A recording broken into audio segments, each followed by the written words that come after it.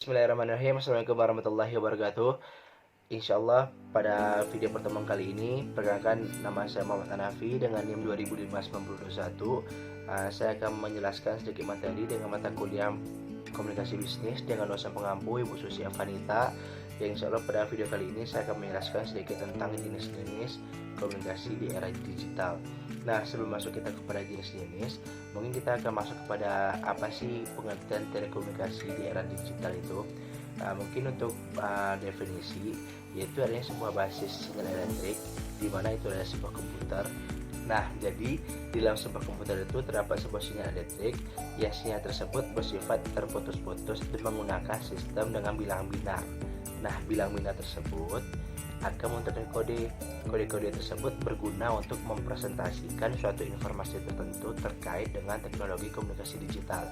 Nah, lalu ada orang yang mendefinisikan telekomunikasi digital itu ialah sebuah komunikasi yang digunakan untuk jarak jauh. Nah, lalu kita berbicara tentang tipe-tipe sebuah komunikasi.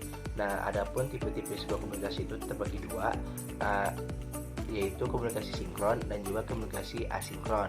Nah, komunikasi sinkron ini adalah komunikasi yang digunakan atau yang dilakukan dalam satu waktu, atau kita sebut dengan real time. Nah, lalu ada komunikasi asinkron, yang dimana komunikasi tersebut kita menggunakan di lain waktu atau tidak di waktu yang sama kita melakukan sebuah komunikasi. Nah, kita juga membahas tentang apa sih jenis-jenis komunikasi yang ada di komunikasi di era digital ini. Yang pertama itu ada komunikasi sinkron chat. Komunikasi sinkron chat ini merupakan komunikasi yang kita gunakan dalam kehidupan sehari-hari secara umum, seperti kita menggunakan chat lewat WhatsApp, Line, WeChat, dan lain sebagainya.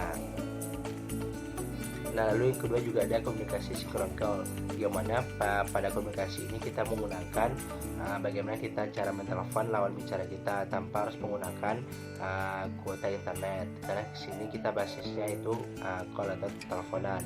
Lalu yang ketiga itu ada komunikasi sinkron video call.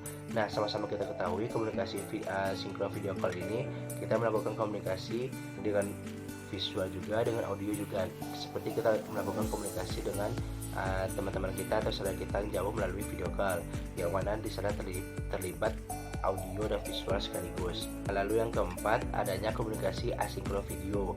Nah, pada komunikasi ini kita tidak membutuhkan wajah, tetapi kita hanya membutuhkan komunikasi melalui rekaman suara.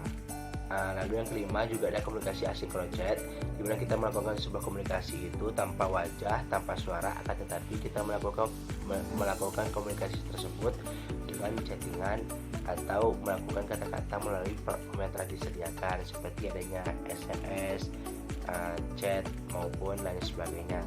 Itu adanya komunikasi jaringan kerja. Komunikasi jaringan kerja ini biasanya komunikasi ini bersifat pribadi dan juga dilakukan untuk kebutuhan atau keperluan suatu pekerjaan yang kita ampu pada saat itu.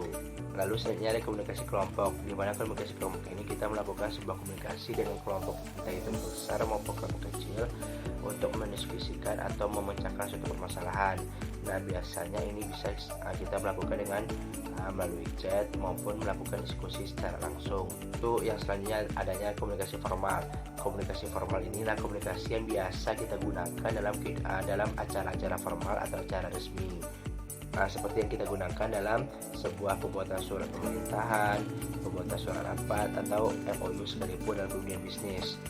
Lalu adanya komunikasi non formal, di mana komunikasi non formal ini kita menggunakan bahasa santai dan juga bahasa sehari-hari. Biasanya ini gunakan untuk membuat surat pribadi ke saudara, ke teman, dan sebagainya.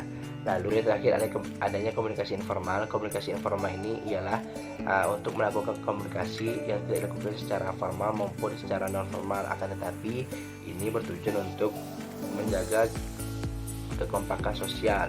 Nah, biasanya komunikasi ini dilakukan secara tidak sengaja atau secara kebetulan saja. Oke, baiklah, mungkin dari penjelasan yang telah saya jabarkan tentang apa itu komunikasi, tipe-tipe komunikasi di era digital, dan juga jenis komunikasi, mudah-mudahan teman-teman juga dapat memahami video saya kali ini.